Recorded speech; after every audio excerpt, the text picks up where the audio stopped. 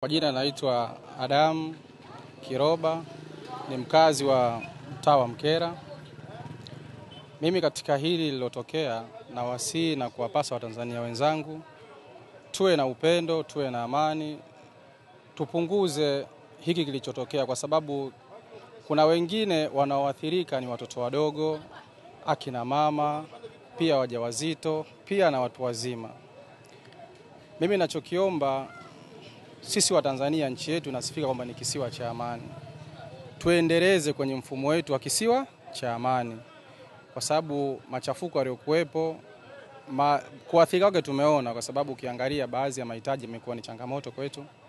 Watu wamehama makazi yao na wengine mpaka leo pa kuishi hawana.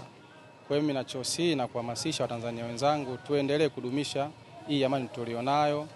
Tusihamasishe hiko kitu ambacho kinachoendelea, kwa sababu kinawafanya watu wasiokuwa na hatia, kwa sababu nchi bila watu haiwezi kuwa nchi. Sasa kama watu wanakuwa wanateketea, tunakuwa nini maana ya kuwa na nchi? Kwa hiyo tuwe wavumilivu, tuangalie yalopita yamepita, tuangalie na maana tutajenga nchi yetu. Tusichochee hivyo vitu kwa sababu havina maana sana, japo siwezi kujua kiundani nini shida, lakini mimi nawasihi sana, tuwe na moyo mmoja. Tuendelee kurithi kwamba Tanzania ni nchi ya amani, iendelee kuwa na amani kama jinsi ilivyo. Kwa hiyo nawaomba Watanzania wenzangu tushikamane kulinda amani ya nchi yetu.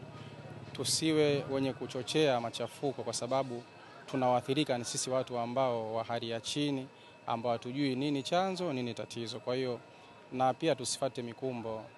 Tusiangalie mataifa wenzetu wanakuja kuchochea, basi mimi nadhani tudumishe kama jinsi tulivyokuwa hapo hatua ya awali, na Mungu atusaidie. Kwa wale wenye imani za kila aina ya dini, kwa sababu nchi yetu imewekwa uhuru kuabudu. Kwa imani yako basi liombee taifa libaki kuwa salama.